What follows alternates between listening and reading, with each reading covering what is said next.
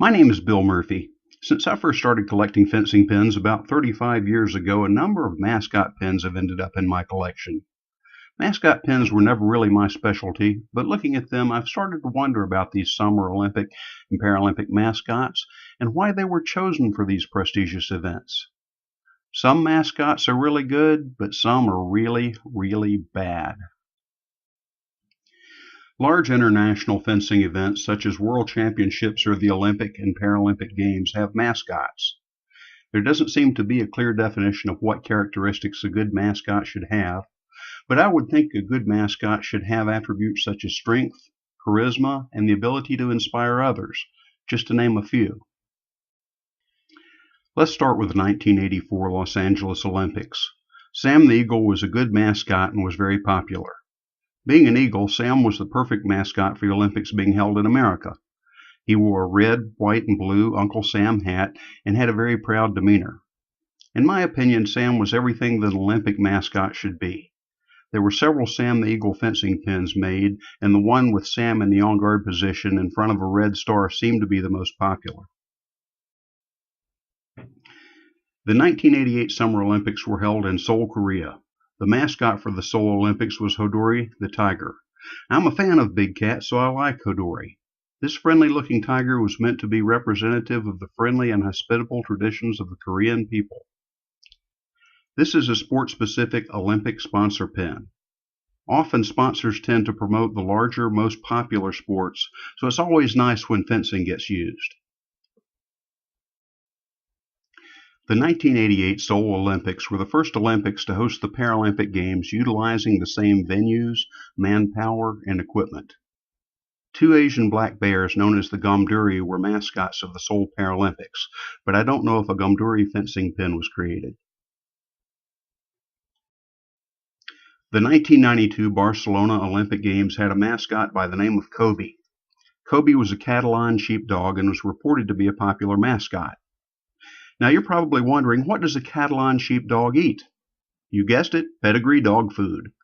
Because of the irony here, I consider the pedigree dog food pin to be one of my better mascot pins.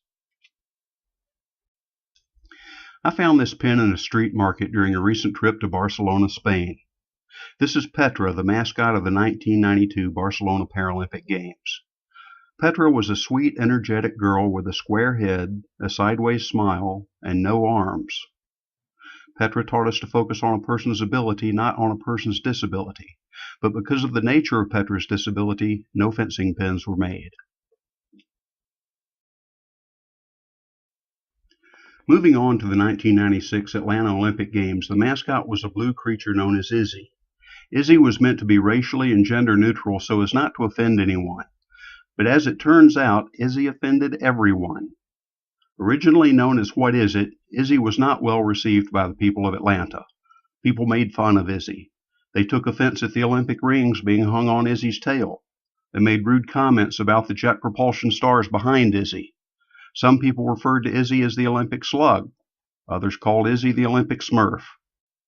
Well-known Atlanta political cartoonist Mike Lukovich even drew a cartoon insinuating that Izzy was some kind of unwanted insect. My friend Meredith, an épée fencer who also worked in the art department of the Atlanta Committee for the Olympic Games, seemed to be able to draw Izzy better than anyone. Izzy appeared to be more appealing when drawn by Meredith, or maybe he just looked a little bit better when drawn as a fencer. But still, Izzy failed to impress people and to this day is considered by many to be an unmitigated Olympic mascot disaster. 2016 marked the 20th anniversary of the Atlanta Olympics.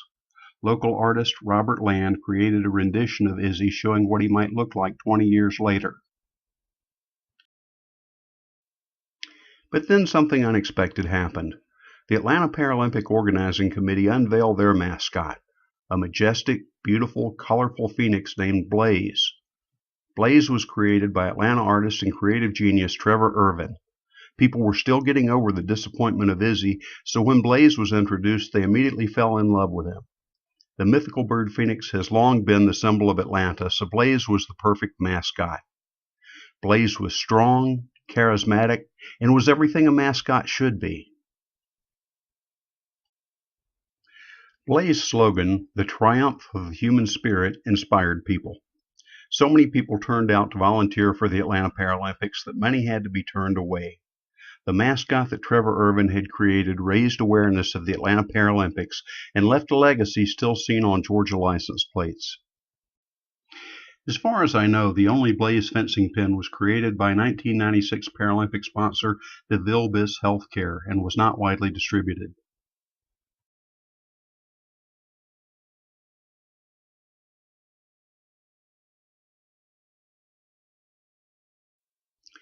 The 2000 Sydney Olympic Games mascots were three animals indigenous to Australia. Ollie was a kookaburra, Sid was a platypus, and Millie was an echidna. These were all nice mascots that were a good representation of the host country. Millie, the echidna, was chosen as the fencer. According to Wikipedia, an echidna is a porcupine-like creature that is an egg-laying mammal and eats mostly ants and termites. The Sydney Paralympic mascot was a frilled-necked lizard by the name of Lizzie. Lizzie's frilled neck is in the shape of the Australian continent. Lizzie is an épée fencer. The 2004 Athens Olympic Games mascots were two Greek children by the name of Athena and Phobos. They were siblings who were supposed to create a link between ancient Greece and the modern Olympic Games. They had disproportionately large feet, and they didn't really look like children at all. Regardless, Athena was the fencer. In case you were wondering, those two round things on Athena's chest are buttons. At least that's what I was told. The Athens Paralympic mascot was a seahorse named Proteus. I was in attendance, but I don't remember seeing a Proteus fencing pin.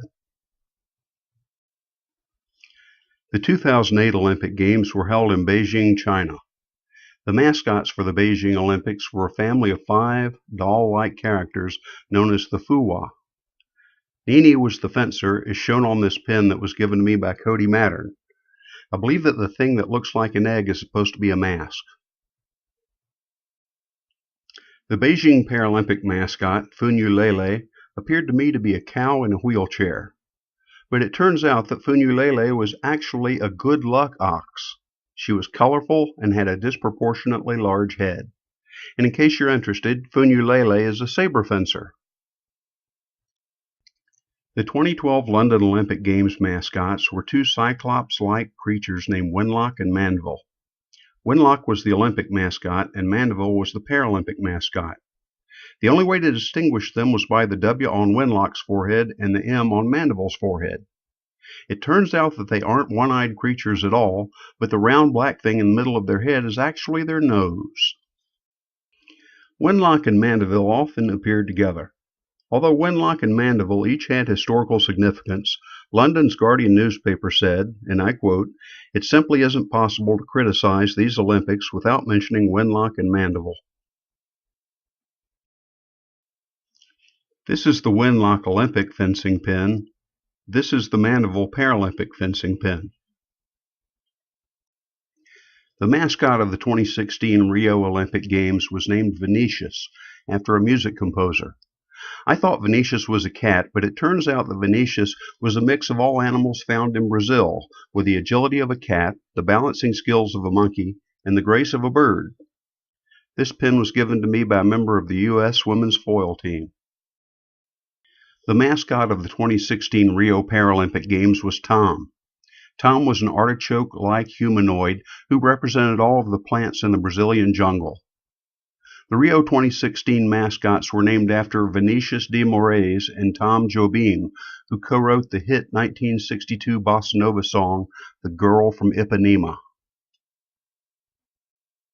So why is it important to have a really good mascot? The mascot is usually announced a couple of years prior to the games, just as interest and enthusiasm are on the increase. The mascot can have a strong impact on the way people feel about the games, which for many is a once-in-a-lifetime thing. A bad mascot can be disappointing, not to mention a very costly merchandising disaster. An excellent mascot can set the tone for a truly excellent event.